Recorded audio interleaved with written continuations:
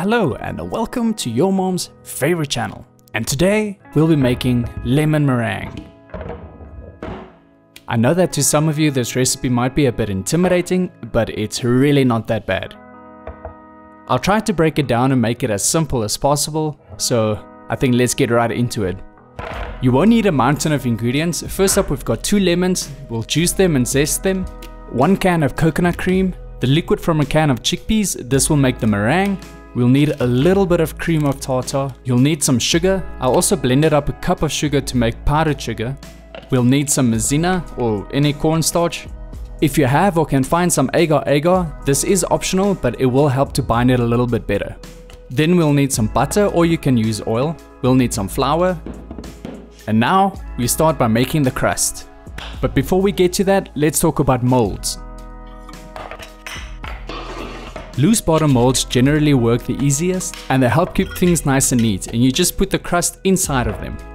And with a mold like this, you can shape the crust on the outside, so you end up with like a little cup, and you can do the same with the bottom of a muffin tray. So let's start making the crust. First, get yourself a mixing bowl, and I'll be using a scale just to give more accurate measurements. First up, 200 grams of all-purpose flour, 50 grams of any granulated sugar or sweetener, and then 100 grams of any vegan butter or coconut oil. At this moment I kind of realized that maybe I should soften the butter first. Same goes for if you're using coconut oil.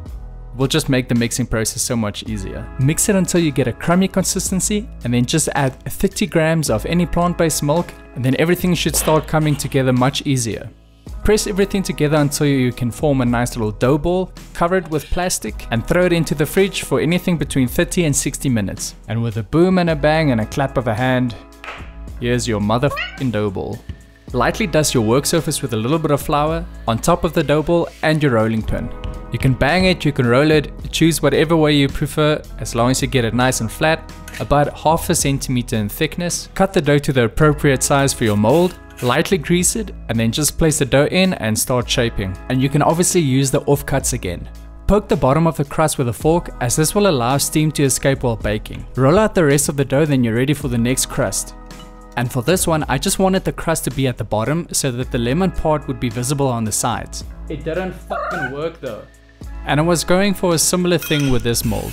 It also didn't fucking work.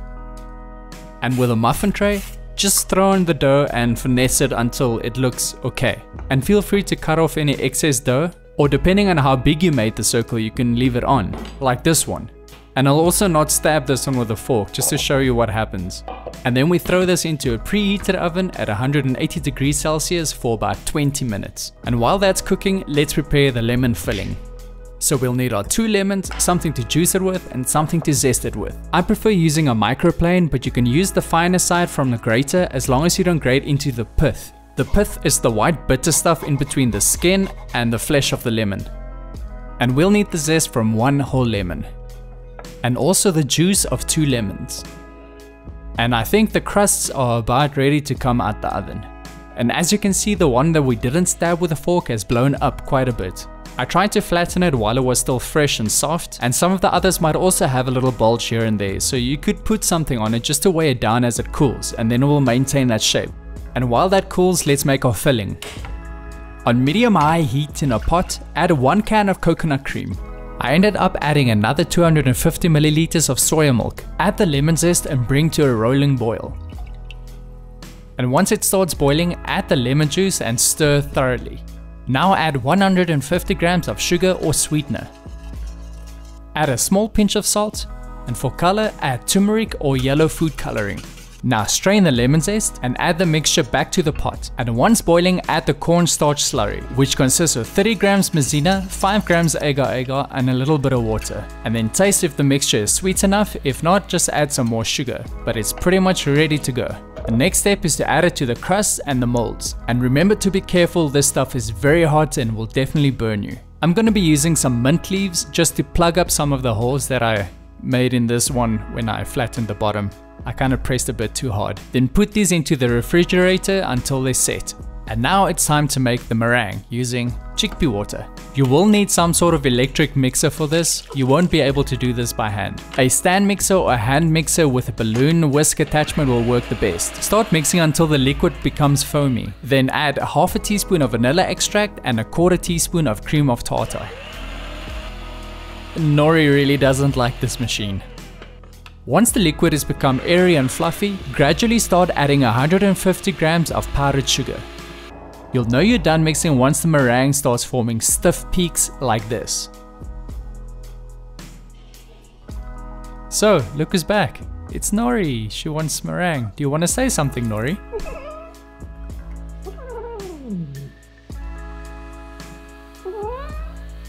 Okay, maybe just a little bit. Alright, that's enough, Nori. Goodbye. Cool, our filling is nice and set, so now we can just take them out of the molds and start adding the meringue. If you have a piping bag, it will make applying the meringue much easier, and you can also be a bit more creative with it. And you can also brown the aquafaba meringue just like a normal egg meringue, and I might have been just a little heavy-handed with the torch. And if you don't have a piping bag, you can still do this by hand with a spoon or a spatula. Now the only thing left to do is to serve it and to enjoy it.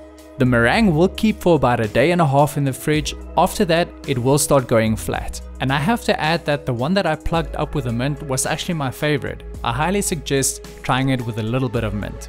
Anyway, if you like these videos, don't forget to subscribe if you haven't already. Like this video. If you have any questions or suggestions, leave them in a comment below. Follow me on my other social medias. And as always, see you in the next one. Peace!